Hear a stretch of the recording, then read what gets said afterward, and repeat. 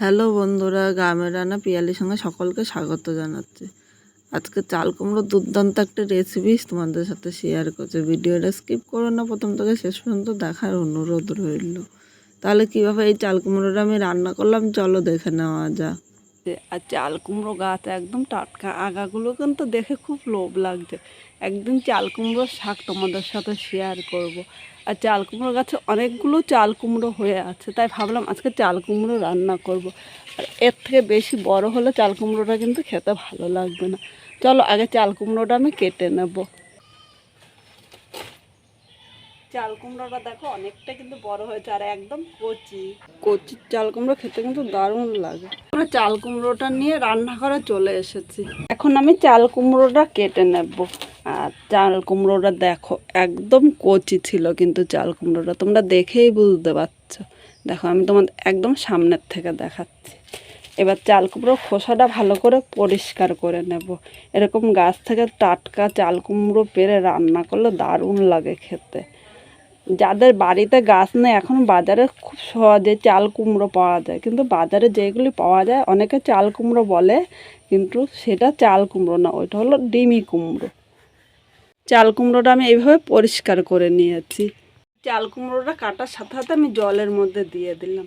এইভাবে চাল কুমড়োটা আগে আমি ধুয়ে নেব, এরপরে চাল কুমড়োটা কেটে আমি আর ধোবো না, কারণ চাল কুমড়োটা রান্না করার সময় এমনি অনেকটা জল বেরোবে। চাল কুমড়োটা একদম কচি, আর এরপরে কেটে ধুলে কিন্তু চাল কুমড়োর মধ্যে আরও জল থাকবে, তখন খেতে একদম ভালো লাগবে না। এবার চাল কুমড়োগুলো তোমরা যতটা পারবে এরকম ছোট ছোট করে কেটে নেবে। এইভাবে কেটে নিলে ভালো লাগে বেশি।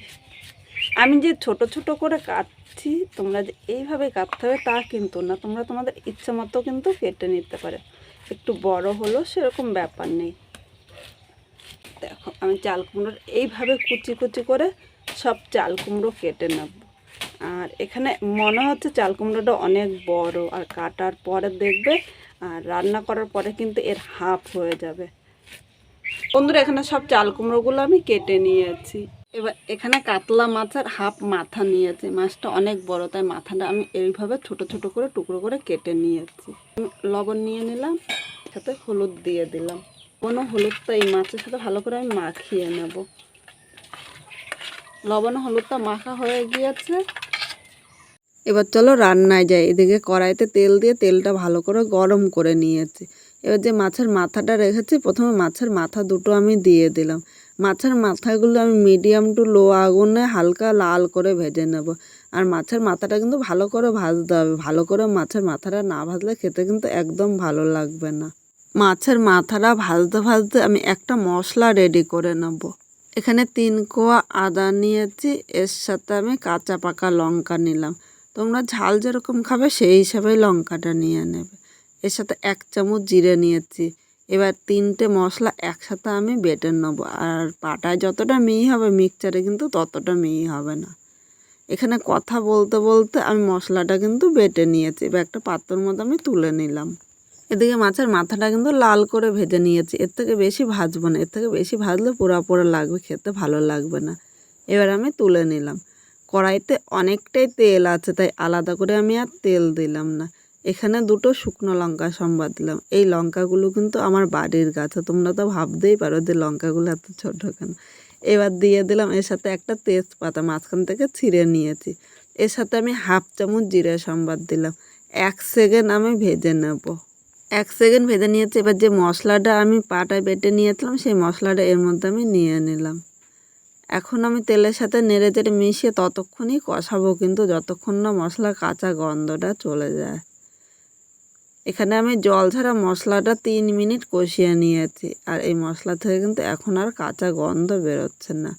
এবার যে চাল কুমড়োগুলো আমি কেটে রেখেছিলাম, এখানে সব চাল কুমড়োগুলো আমি নিয়ে নিলাম। এখন আমি মশলার সাথে চাল কুমড়োটা নেড়ে চেড়ে মিশিয়ে নেব। এখন ইচ্ছে করলে তোমরা কিন্তু লবণ দিতে পারো, কিন্তু লবণ দিলে চাল কুমড়ো থেকে অনেকটা জল বেরোবে, তাই আমি এখন দেব না। মশলাটার সাথে নেড়ে চেড়ে ভালো করে মিশিয়ে 2 থেকে 3 মিনিট এইভাবে রান্না করে নেব। 3 মিনিট পর চলে এসেছে। এখানে দেখো চাল কুমড়ো থেকে কতটা জল বেরিয়েছে। আর লবণ দিলে কিন্তু আরও জল বেরোতো। এখন একটু নেড়ে চেড়ে নিলাম। এবার এই জায়গায় আমি স্বাদ অনুযায়ী লবণ দিলাম আর 1/2 চামচ হলুদ নিয়েছি। এখন হলুদ ও লবণটা একসাথে নেড়ে চেড়ে মিশিয়ে আরও 2 থেকে 3 মিনিট এইভাবেই রান্না করে নেব। বন্ধুরা 2 মিনিট রান্না করে নিয়েছি। এবার এখানে যে মাছের মাথাটা আমি ভেজে রেখেছিলাম, মাছের মাথাগুলো আমি নিয়ে নিলাম। এখন মাছের মাথাগুলো কিন্তু আলাদা করে ভাঙবো না, এইভাবে আমি চাল কুমড়োর সাথে নেড়ে চেড়ে মেশাতে মেশাতে মাছের মাথাটা কিন্তু ভেঙে যাবে। আর একদম গুঁড়ো গুঁড়ো হলে মাছের মাথাটা কিন্তু খেতে একদম ভালো লাগবে না। এখন আমি এই জায়গায় কাঁচা লঙ্কা দিয়ে দিলাম, কারণ কাঁচা লঙ্কা তোমরা খেয়াল করেছো আগে কিন্তু দিইনি। শেষে দিলে কাঁচা লঙ্কার একটা গন্ধ আমার কাছে ভালো লাগে, আর তোমাদের যদি ইচ্ছা হয় তাহলে আগে কিন্তু কাঁচা লঙ্কাটা তোমরা নিয়ে নিতে পারো। লঙ্কাটা দিয়ে চাল কুমড়োটা আরও 4 মিনিট রান্না করে নিয়েছি। দেখো জলটা কিন্তু অনেকটাই টেনে নিয়েছে। এখন আমি এই জায়গায় হাফ চামচের থেকে একটু বেশি চিনি দিয়ে দিলাম। এই মিষ্টিটা দেওয়াতে কিন্তু চাল কুমড়োর স্বাদটা ব্যালেন্স হবে। অবশ্য তোমরা একটু চেষ্টা করো মিষ্টি দিতে, মিষ্টি না দিলে খেতে কিন্তু একদম ভালো লাগবে না। এখন চিনিটা আমি নেড়ে চেড়ে মিশিয়ে আরও 2 থেকে 3 মিনিট মিডিয়াম আগুনে রান্না করে নেব। খুব জোরে আগুন দিলে নিচে দিয়ে কিন্তু ধরে যাবে, আর নিচে দিয়ে ধরে গেলে কিন্তু খেতে একদম ভালো লাগবে না। বন্ধুরা চাল রান্না করে নিয়েছি, এবার চাল কুমড়োটা আমি নামিয়ে নেব। আজকে খুব সাধারণভাবে চাল কুমড়োটা রান্না করলাম। অবশ্যই তোমরা কমেন্ট করে জানিও যে খেতে কিরকম হয়েছে। নতুন কোনো বন্ধু যদি ভিডিওটি দেখতে আসে, ভালো লাগলে একটা লাইক শেয়ার ও কমেন্ট করো, সাবস্ক্রাইব করে পাশে থাকো, যাতে এরকম আরও নতুন নতুন ভিডিও আপলোড করলে আপনার কাছে নোটিফিকেশন পৌঁছিয়ে যায়। আর আজকে এই ভিডিওটা যদি তোমরা ফেসবুক থেকে দেখো, অবশ্যই পেজটি লাইক দিয়ে ফলো করার অনুরোধ রইল। পুরো ভিডিওটা দেখার জন্য তোমাদের অসংখ্য ধন্যবাদ।